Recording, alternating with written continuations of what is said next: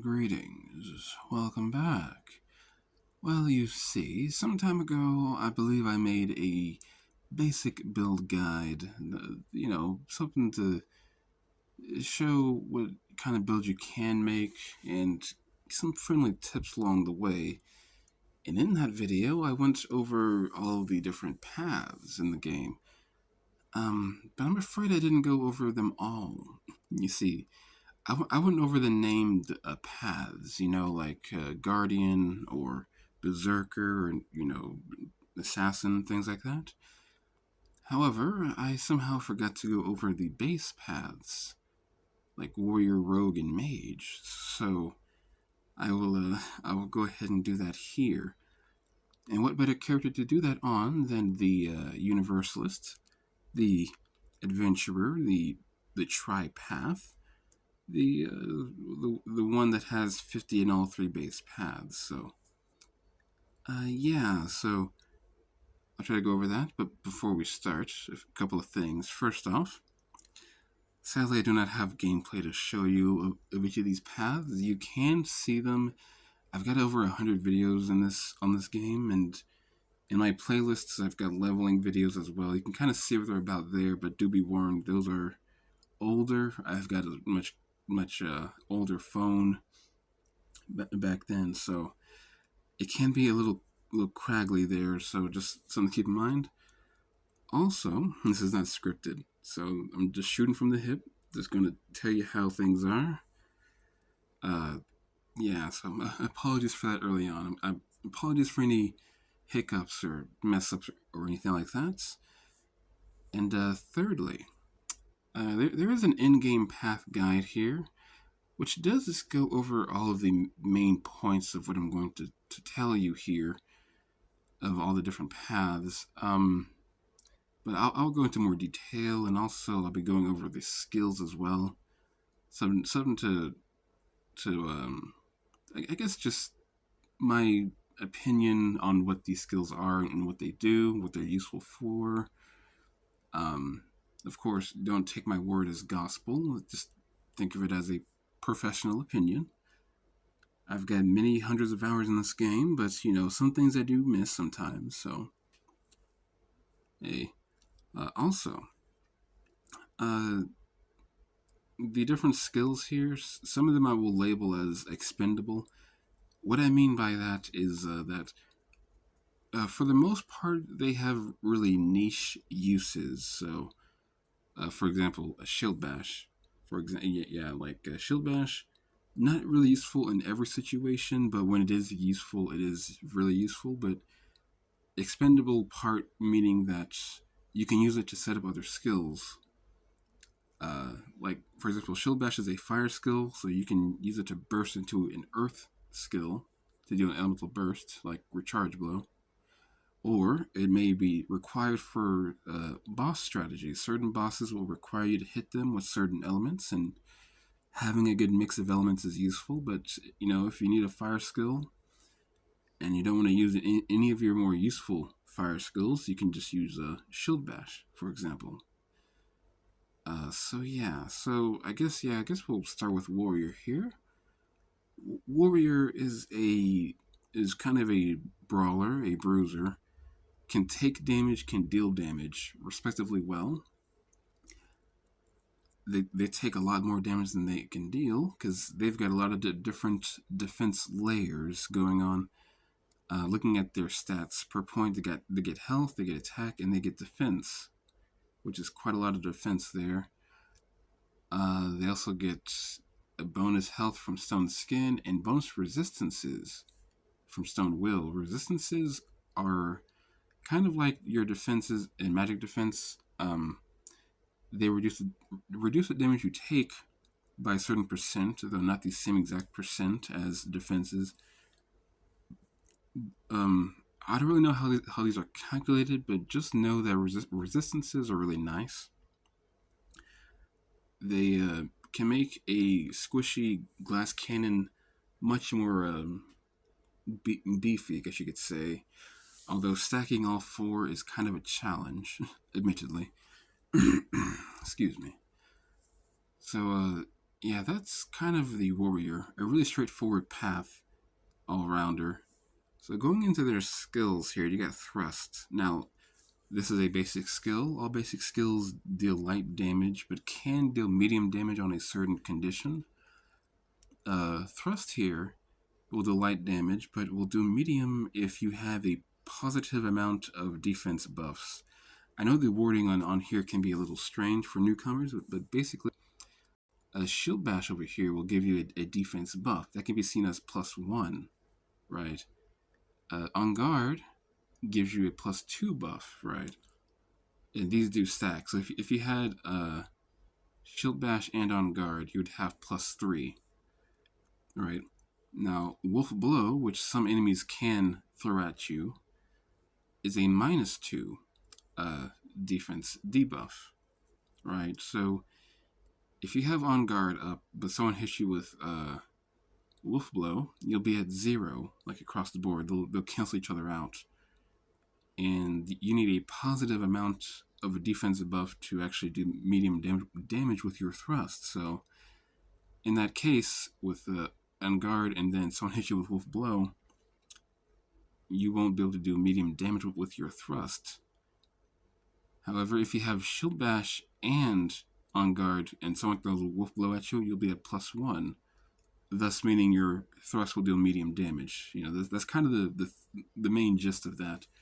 Realistically, in most situations, you won't need to worry about it. Just as long as you have a defense buff up, you'll deal medium damage with your thrust. So that's kind of how that's calculated. Moving along, shield bash, as I said in the beginning, expendable kind of. It's got 4 uses. Light fire damage skill. It gives you a defense buff for 2 turns, which is nice for your thrust, and also just, you know, the other benefits of having a defense buff, right? But the main use of shield bash is this debuff over here.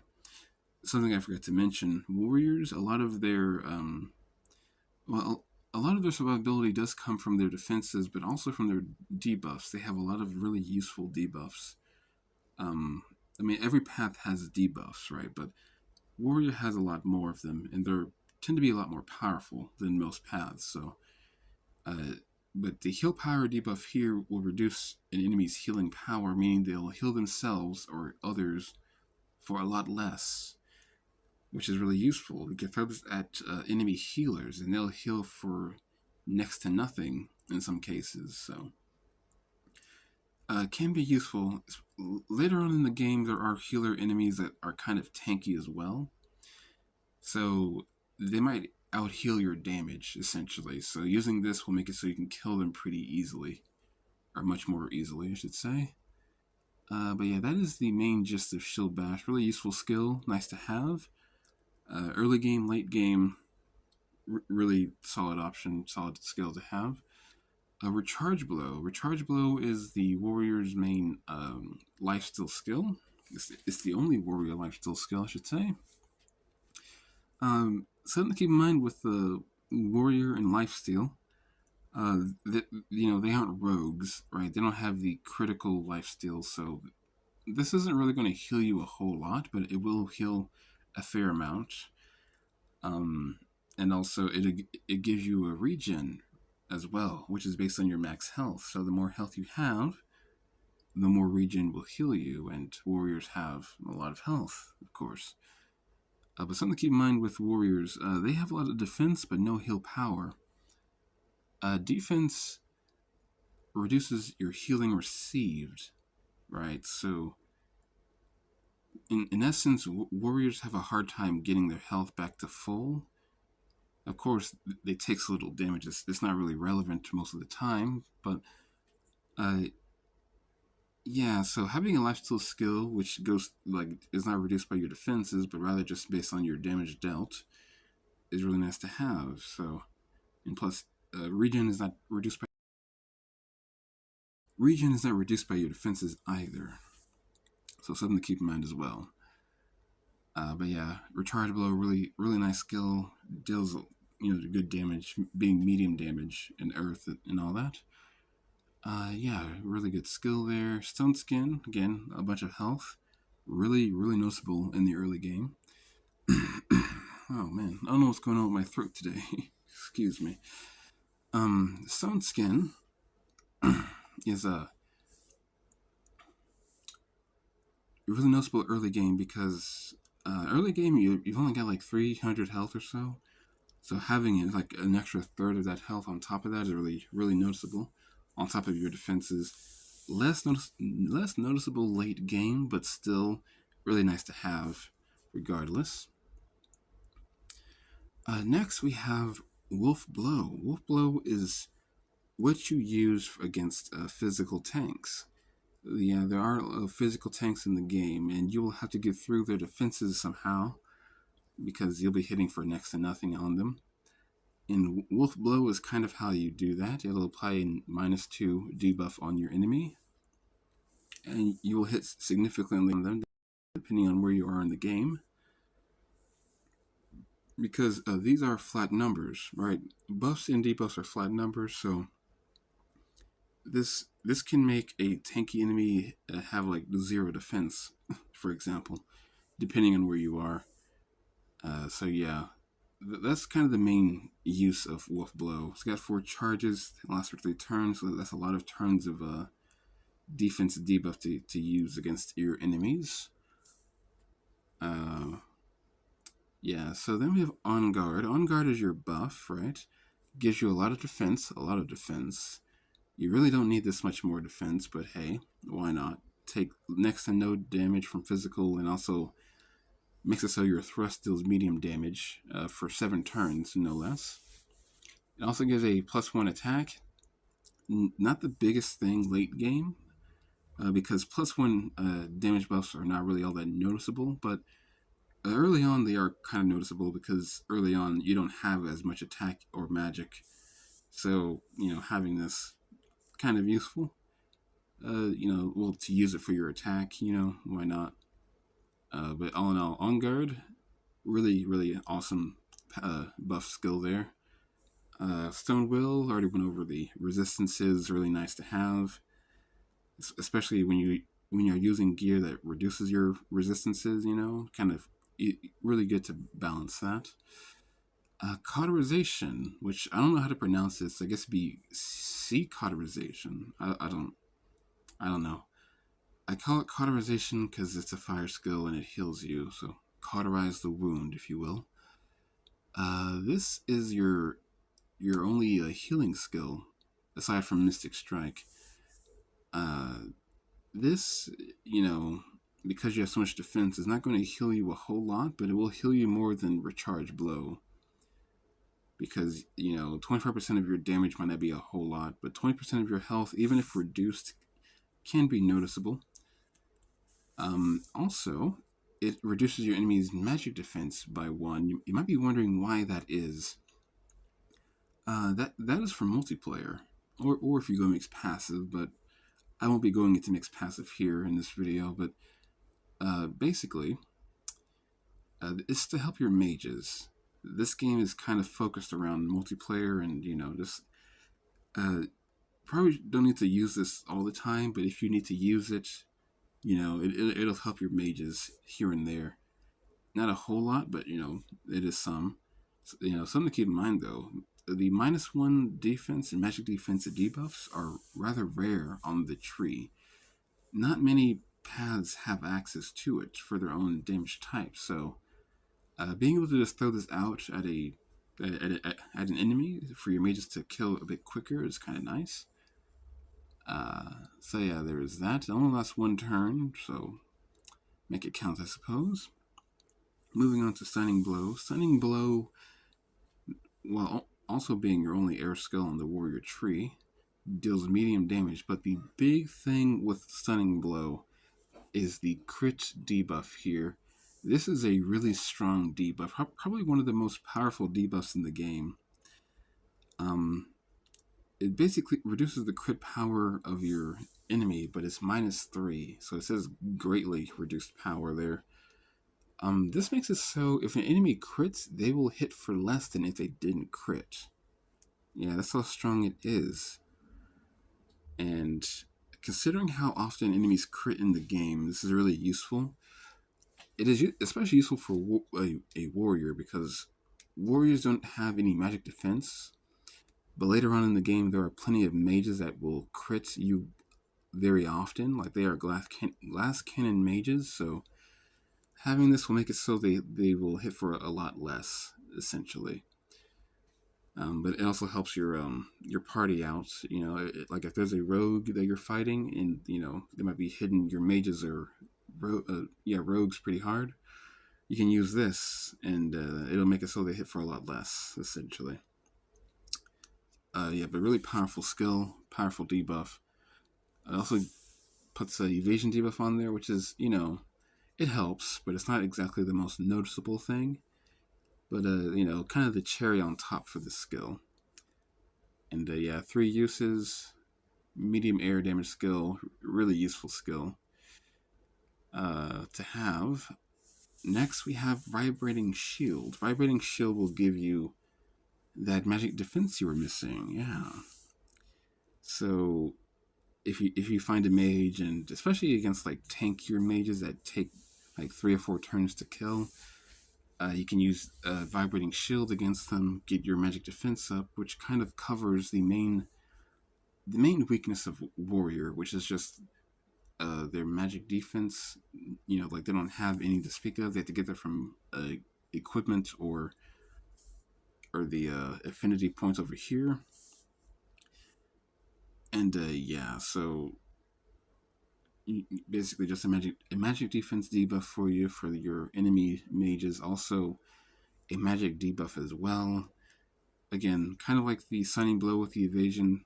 Not going to make a major difference, but kind of the cherry on top. Because if you're fighting a single mage, like in solo, and use Vibrating Shield, they'll hit for less, and you'll have more magic defense, so they hit for even less. So really useful. Only lasts 2 turns, of course, but it has 4 uses, so give or take. And finally, their passive here, the warrior passive, more attack and more defense. Why not?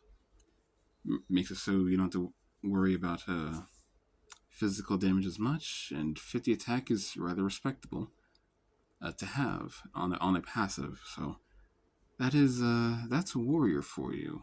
Really, really great path all rounder. Arguably, probably the best path to level as, because it's really easy to level as a warrior. You get a lot of defense, a lot of debuffs, and you can get your damage from the skill tree, or the affinity tree over here, the affinity points, as it were. So yeah, that is the main gist of warrior. Just a big old brawler, a bully, if you will. Alright, so next we have the rogue. The rogue is kind of your resident damage dealer. Rogues are all about dealing crits, having agility, which is making it so you attack first. Will have a chance to attack first, and just killing people, really. Full on glass cannons through and through. Although, just fair warning, you cannot rely on your crits, in the early game, but you can rely on them in the late game. Like at floor like 7 or 8, that's where you start getting a better crit gear, which is kind of where most of your crit chance comes from, admittedly. So early game, you're going to have to use some like defensive gear because you're not going to need or have much crits to speak of. So, but getting ahead of myself here. So first off, we have Slash. Deals light damage, the basic skill. Deals light damage, and will deal medium damage if your enemy has poison or bleed, and will extend those debuffs for a certain duration depending on if you crit.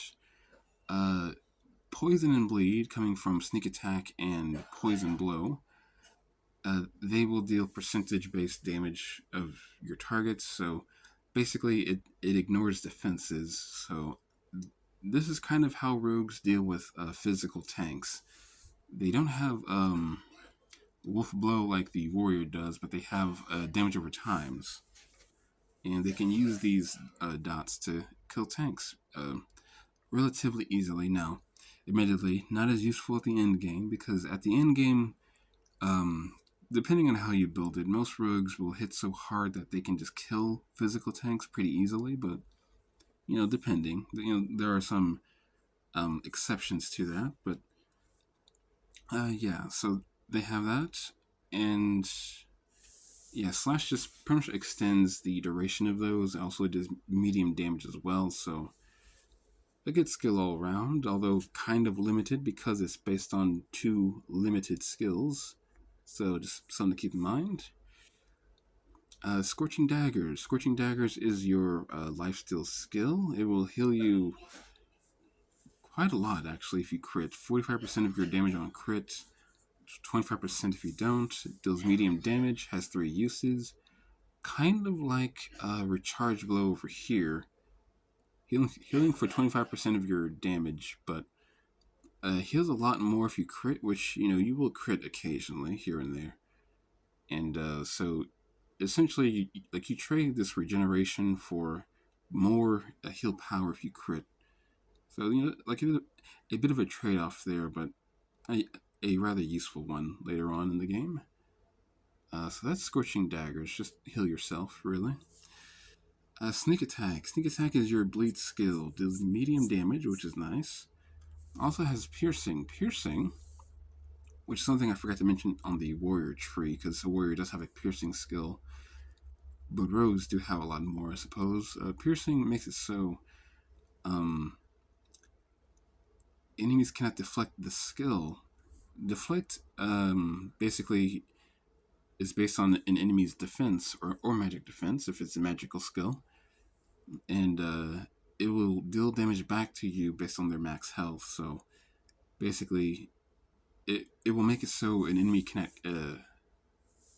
deflect at you and deal extra damage to you when you attack them. It also goes through shields, which means when an enemy counters and gets a shield from countering, this will go through that shield and deal damage directly to their health. So, kind of useful if an enemy counters a lot, which most enemies do in the base floors. But yeah, Sneak Attack, really useful skill, deals damage, bleeds at the target. Only three uses, but, it's good enough. So yeah, that's the main thing of that. It activates your slash, so you can slash away.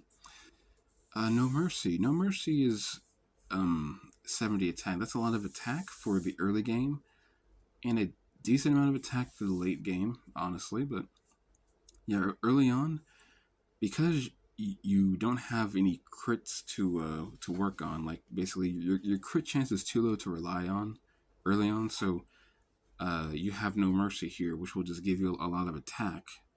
So for the early game, it will bump up your damage by quite a lot. And yeah, also late game, rogues don't really get that much attack because crit gear, which is what they use, don't really give you a whole lot of attack to work with. So just having some passive attack from the tree is really nice.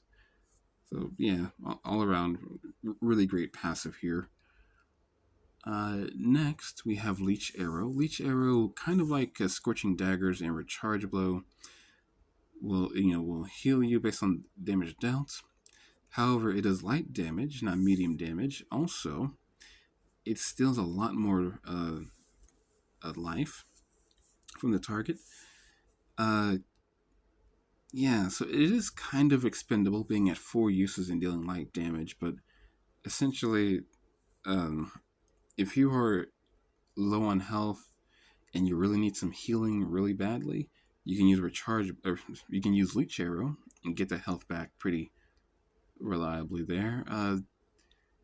Especially since life steal is empowered by heal power. So if you have even a little bit of heal power, you will likely be healing for 100% of the damage dealt from that. So yeah, all in all, really really useful skill to have on a rogue. But in most cases, especially if you're in multiplayer, is more of a expendable skill. Critical shooting, this is your main buff. This will make it so you have a lot more crit chance and a bit of attack. This does help your crit chance early on. As I said, you don't have much crit chance to work with early on, but later on, Well, actually, early game and late game, this critical shooting is going to be a staple of your skill rotation every 7 turns. So, or 7 to 9 turns, I should say.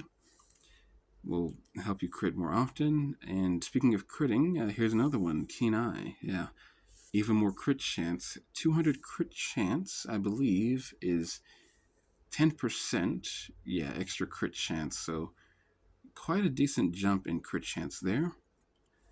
Will help you crit more often. So these two together will make it so you will start critting kind of normally, not every turn, but still you'll see some crits here and there, and yeah, so something to keep in mind with that. Piercing arrow. Piercing arrow deals medium damage, but and also it has piercing, hence the name. But on critical damage, you'll deal heavy damage. Heavy is a step up from medium, right? Because it goes from light to medium to heavy to huge over here, as you can see on the assassin. So it only has 2 charges because I don't know why. I guess just for balance reasons, but yeah, it is the rogue's only water skill as well. So it is kind of useful to just have a water skill for any enemy that is weak to water. But uh, yeah, this is rather straightforward. Just it deals damage, and if you crit, it does a lot more damage. Uh, grappling hook. Grappling hook is actually, I mean, it is an expendable skill. It's got 4 uses, deals light damage, and also -1 attack and magic. Like I said before, not that useful in the late game. It is useful in the early game because, again, flat numbers, especially on a rogue with no defenses, enemies will hit for a lot less on you. But realistically, kind of useful in multiplayer because multiplayer, you can throw this at anyone. It'll make the entire party more survivable against that one target. So it lasts for 4 turns, which is a long time in this game. Most debuffs go for 2 to 3 turns. This one goes for 4 to 5 turns. So while the debuff may not be all that useful, it is something that you can just kind of have on at all times because it lasts so long. Also, really useful against those tanks I was talking about. The ones that you throw bleeding poison at. Well, this will make it so that they won't hurt you nearly as much, or as much, I should say, because tanks naturally have low damage, so something to keep in mind there. And then Poison Blow. Poison Blow, being your poison skill, deals piercing damage as well. Light piercing damage, I should say. And kind of like Cauterization, as I mentioned before, reduces enemy magic defense just to help your mages out in multiplayer. It's got 3 uses, really useful skill. Really nice to have. And finally, their passive, giving extra attack. Now, sadly, it does not give more crit chance, which honestly would be great, but really, it gives agility. Now, agility, I will say, not exactly the most useful stat to have, but it is really useful in solo because in solo, it's just you versus the enemy. There's no tank or healer to help you, so if you go first, it will make the fight more in your favor. But again, agility is only a chance to happen. So yeah, something to keep in mind there. So that is the rogue, the resident glass cannon, the crit build. Some a couple of useful debuffs, but the bleed, the poison, the grappling hook, and all that. But yeah, also really high agility because the other paths don't have agility. So if you're in a party with a rogue, the rogue will likely be going first. Something to keep in mind. And yeah, all in all, a good path. Struggles a bit in solo, admittedly, but they usually find a way to get through. So yeah. All right. Last but not least, we have the Mage. And oh boy, the Mage. The Mage, my personal favorite. Mage, my beloved, as it were. Yeah, so mages are. I guess they can be seen as a damage dealing support path. because they have a lot of support skills, but they also do a lot of damage. I guess it's kind of the same damage as Warrior, being non-crit, but um, you know, they deal magic damage. Also, they've got a lot more medium damage skills than Warrior as well. So something to keep in mind with that. So for starters, here we have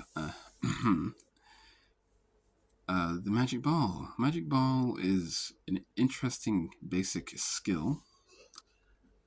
Magic Ball will make it so it will burst an enemy but not change their blight. So let's say you have a water magic ball. Like this is based on your weapon, right? So if you're using a water weapon and you throw magic ball and magic water bursts off of air blight. So if you put an air blight on someone and use a water magic ball, they will keep their air blight, but you'll still burst and deal medium damage, which is the medium condition. So that is really strong. I mean, admittedly, although enemies will counter sometimes, so they will lose that blight depending on what they counter with. But uh, yeah, so if you throw a blight at someone, you can just spam magic ball on them, which is something to keep in mind when you're making a mage. Depending on what kind of mage and how you build your mage out. Something I like to do is to see how many things I can burst with magic ball, right? For choosing a weapon element. So let's say I have like 4 air skills and like, 3 fire, 2 earth, and like 2 water. I've got a lot of air skills, so I'm going to go for a water magic ball because I have more opportunities to use to burst with magic ball on enemies, right? So uh, yeah, really strong there. Really strong basic skill. Um, a lot more useful in multiplayer, admittedly, because in multiplayer you can kind of go based on what enemy or what your teammates are using. So if like your resident rogue over here is using like I don't know leech arrow or something, and you have a water magic ball, you can just use the magic ball after them, assuming you're going directly after the rogue, of course. But yeah, so yeah, really good basic skill. Just continuously bursting, which is honestly that's kind of the main gist of the mage. Like it's a port path, but a lot of the damage comes from bursting, or elemental bursting, which any path can do, but the mage just does it a lot more because they've got all the elements in their tree. So really nice there. So that is magic ball. We now have icing shock. Icing shock deals medium damage, kind of like your your magic ball if it bursts. But this is kind of an expendable skill. It gives a burst buff of +1. Now again, it's a +1 buff. It's not entirely all that noticeable. I guess if you're planning to burst a lot, like if you're in multiplayer and you're going to burst a lot, then this is useful. But realistically, uh, not all that noticeable, I guess you could say. But it is a medium damage skill and it has 4 uses. So if you need to throw water or something, you can just use icing shock with little scrutiny, I suppose you could say. So yeah, kind of expendable, but really good skill, medium damage. It's nice. Then we have fireball, and here you can kind of see the synergy with the mage and elemental burst because you can use icing shock and then burst into the fireball because fire bursts on a water blight. So yeah, so fireball deals medium damage, has 4 uses, applies -2, magic defense debuff. Really nice, really noticeable. Useful for killing magical tanks, which while they are kind of rare, they do exist out there. Sadly, only for 2 turns, whereas the wolf blow over here is 3 turns. But I mean that's fine. It deals magic damage, so I guess I can kind of see why it's 2 turns. It's got 4 charges as well. Really useful skill. And yeah, get to burst off of icing shock. Really nice. Really nice there. Next we have a Heals Please. Heals Please gives a lot of heal power. I will say this is probably the best 25-point passive between the 3 trees. Warrior giving health is actually really strong as well, because early on, 100 extra health is a lot early on, and 70 attack is also a lot early on. But later on, not as useful, but 85 heal power is very useful, even at the late game. If you have 85 extra heal power, that's quite a lot, right? Um, Especially early on for mages, because mages use heals, which will kind of tie into Healing Light here. Healing Light is your first healing skill. Will heal for 20% of your max health, or your target's max health, as an air heal. I'll get into the elemental heal in a second. But basically, with heals, you'll want to heal more than what the enemy is dealing to you, because Healing Light and skills like Healing Light don't deal damage. They take a turn to actually use. So if you're getting hit for 100 and then you heal for 100, that's kind of like a wasted turn. Or worse yet, if you get hit for like 300 and only heal for 200, then yeah, that's not really going to be useful for you. But having Heals Please, giving 85 heal power, again, a lot of heal power there, especially for getting through your defense, because while your defenses will reduce your healing received, heal power will increase it by a larger margin than that. So,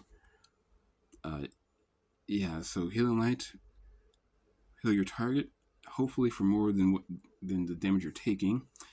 Also gives you an evasion buff. This will make it so that you have a decent chance of not wasting the turn. Because if you heal and then get hit, it can be a little, wasted. Like, you'll technically have more health at the end, but still not as much. But with evasion buff, you have a decent chance of evading, meaning you'll take no damage. So essentially, it's like a free heal, or a chance for a free heal. And then the air heal. Now, all the heals in the game have a certain element to them, right?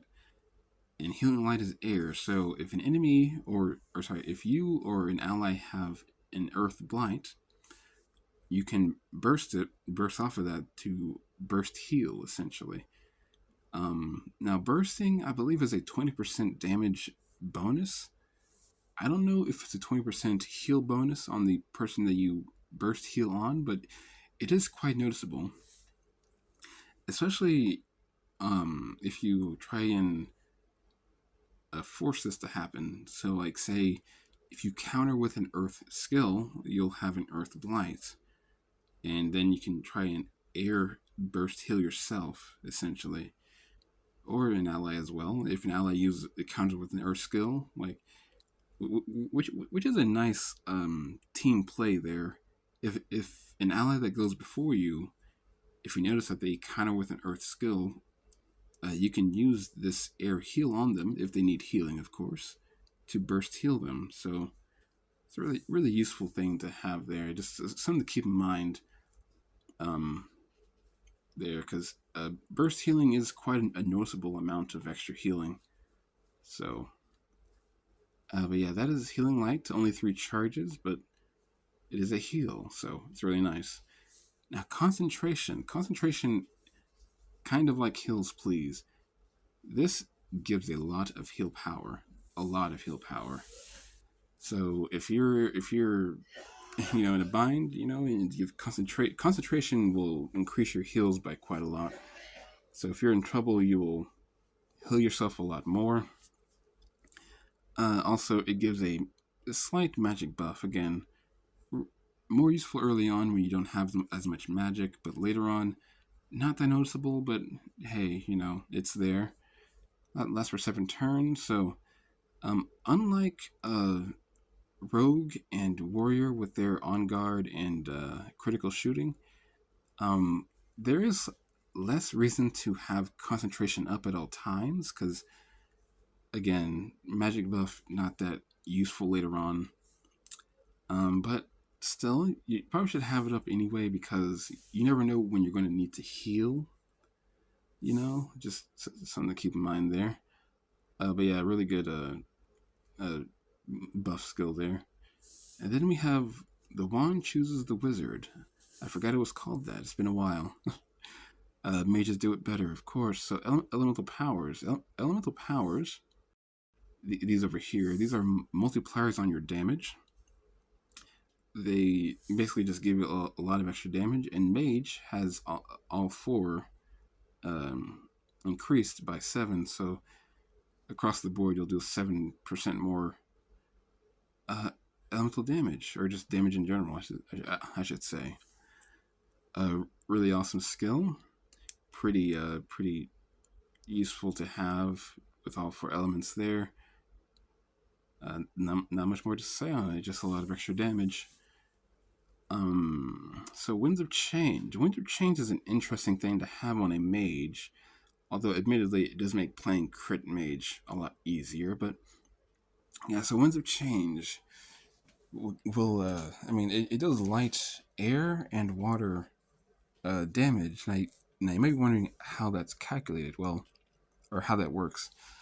If a skill has multiple elements, which mage does have a few, like meteorite and all that, uh, it deals an even amount of elemental damage between them. So you'll do 50% air and 50% water, which is important because if you are fighting an enemy that is weak to one element but not weak to another, like if an enemy is weak to air but not to water, you can still deal decent damage to them with Winds of Change. Or better yet, if an enemy resists water but is weak to air, which, spoiler alert, some of them are, a lot of them are actually, you can kind of use Winds of Change and it'll kind of deal normal damage. So something to keep in mind there. But the main thing that Winds of Change does is apply Lucky to yourself for 2 turns. Now, Lucky will roll your evade, deflect, and critical chances twice and take the best result of that. And the same is true for unlucky, but in the opposite direction. It'll roll your evade, deflect, and crit chance twice and take the worst outcome of those. But yeah, it applies lucky to you and unlucky to the enemy. Now, lucky for a mage is mostly useful for your evade, especially if you use it and then use healing light, because then your evasion buff has twice the chance of actually landing there. But it is useful for if you're going crits, or if you're a more tanky mage, you'll deflect more often. So kind of useful for that. But it also applies unlucky to an enemy. Unlucky, mostly useful for against the enemy rogues because enemy rogues, they have high crit chance, they have high evasion usually. So making it so they don't crit as often and evade as often is really useful for that. Well, I guess most enemies in the game have really high evasion and crit chance, but yeah, but the main thing with Winds of Change, and I guess the Mage tree in general, there aren't really any expendable skills aside from Icing Shot, kind of, because mages are mostly focused on bursting, so realistically, you kind of want Winds of Change to burst off of. Now, Winds of Change being multi-element, right? The first skill, or the first element in the skill, which is air in Winds of Change, will determine what it bursts on, and the last skill, the last element in the skill description will determine the blight that it leaves. So, Winds of Change will burst if the enemy has an earth blight because it attacks with air first, and then it leaves a water blight. So, if you use a fire skill after that, so you can use an earth skill like Boulder Slam. Will use an earth skill, and then Winds of Change, which will burst into that. It then leave a water blight, and then you can use a fire skill like Fireball. And that's kind of like the fun of Mage. You can just burst chain with all your skills. This is really fun, especially in multiplayer and all that. But Also, another synergy, and kind of going into Boulder Slam here. Boulder Slam deals medium earth damage, your first earth damage skill on the tree, and your only earth damage skill. Well, okay, well, not quite your only one, but the only one that is only earth, solo earth, but deals medium damage, really good damage, three charges. Applies -2 evasion. That's quite a lot of evasion to be debuffing, right?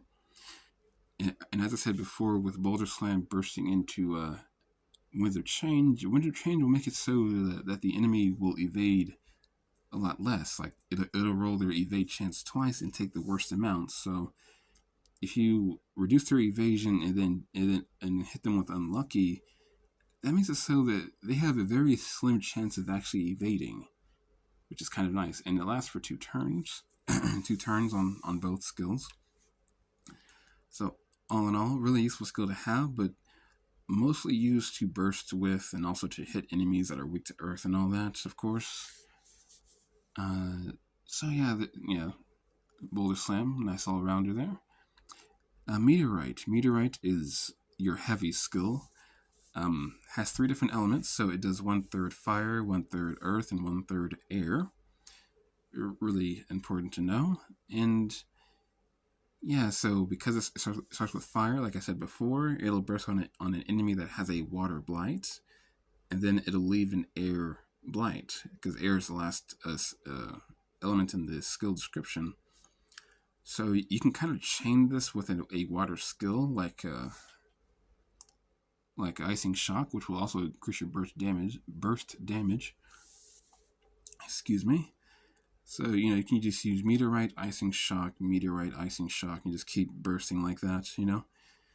And it also applies a defense debuff, kind of like what I said for poison blow and cauterization for the rogue and warrior tree, respectively. Mostly for multiplayer to help your warriors and your rogues hit, like a bit more, hit for a bit more, basically. For 2 turns, actually. That's kind of strange.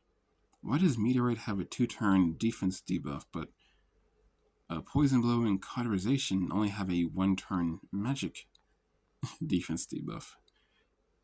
That's interesting. I guess because there are 2 physical paths and only 1 magic path. That's my guess. But yeah, so that is Meteorite. A really good, I guess you can call it a nuke skill. Not quite really as strong as some of the other heavy skills, but it'll deal a good amount of damage regardless. And also because it has 3 elements, it means that they're less likely for an enemy to resist, because there are very few enemies that resist fire, earth, and air. So you can kind of use it on anyone, really, or most enemies, and it will do some good damage, which is kind of a nice benefit of having a multi-element skill, is that you can just throw it at anyone. And then Magic Core, which is kind of like the Stone Strike for Warrior, gives you more magic defense, and yeah, that's that. Just a lot more. And that's all the different paths. I would go into the advanced paths, but I kind of feel like they are kind of self-explanatory for the most part, and they kind of work off of the 3 base paths anyway. So knowing everything from all 3 base paths, you can kind of determine what everything does for the advanced paths, with possibly the exception of Prominence, because Prominence is not on the 3 base paths, sadly, but it is basically your tank status effect. It makes it so that you'll take half damage for an ally, kind of like Taunt, but Taunt would imply you take all the damage for an ally. This just makes it so that they take a lot less damage. So something to keep in mind there. And I think that's really all for the base paths. Yeah, so you got the bulky warrior, the quick damage dealing rogue, and then the supportive bursting mage, I guess you could say. Yeah, that's all the base paths, and all the end paths are based on that. So you can have a warrior monk or a rogue monk, a warrior guardian or a mage guardian, things like that. and also because you have 150 points to work with, you will go to one of these end paths and then have 50 points to spend somewhere else. So get to know the three base paths in and out. And yeah, that is kind of all for this video. Huh. Quite an interesting one, just going over all the base paths. And again, you can use the in-game path guide if you need to. Just a quick little reminder of what each one does. And yeah, I will. I believe, I guess I'll see you around. Ta-ta for now.